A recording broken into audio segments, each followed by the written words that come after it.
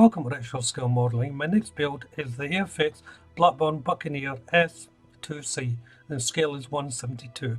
Now this is the new tool for the Buccaneer that Airfix has done, and the kit itself is quite good, but I'll go on to that in a little bit. But first of all, let's see what's in the box. So spray one here, we have the main fuselage and the wings and the tail there, and we have the top half of the wings and some of the landing gear for the next sprue.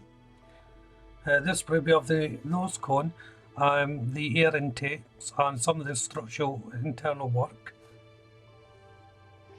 And the next sprue, just get that, is the weapon ordnance. So there's mostly bombs.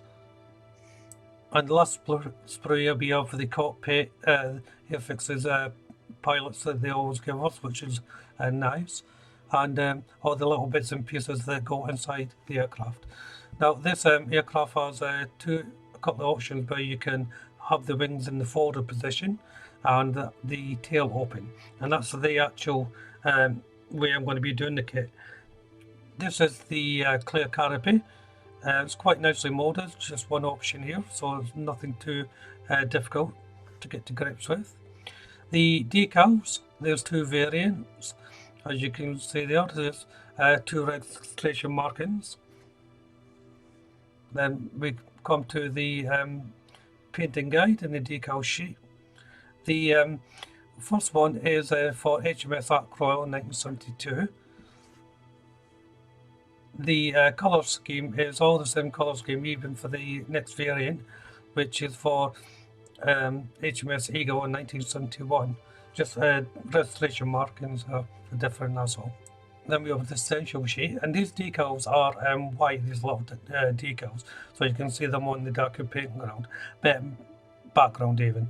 But it makes it very difficult to see them on the decal sheet, so be careful with that because you can lose quite a lot of them. I did anyway. And in saying that, I should actually explain, I built the entire kit a couple of weeks ago, and I'll just explain what I mean by that when as I'm just flipping through these instructions. I was in two minds whether to show you this build or not, and the reason for that was because I didn't do a very good job at all. I made so many mistakes. I made a pig's ear of it. It's not my best work at all.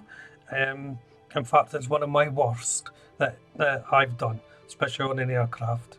The only other one I can think of is when I done a Harrier jet years ago. But this one just didn't go for me, and it's nothing to do with the kit. The kit is absolutely fine. It's actually me it went wrong. Now I've looked into this, and no one's complained about the kit whatsoever.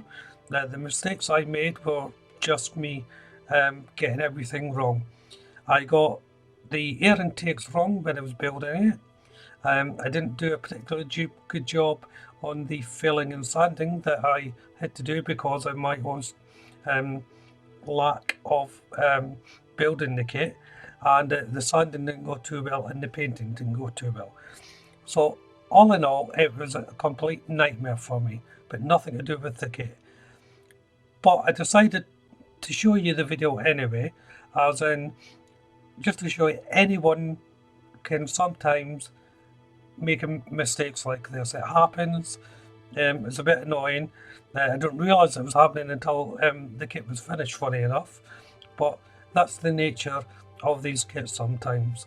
So I thought, well, I was sure maybe someone can learn something from it, what not to do.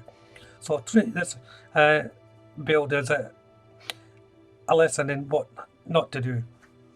So thank you for watching the intro. I'm still editing the next part, and that'll be up soon.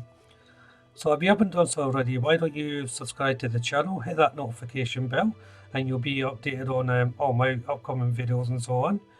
If you hit that like button and leave a comment, that's a great help. And also don't forget to share the video, that also helps me out.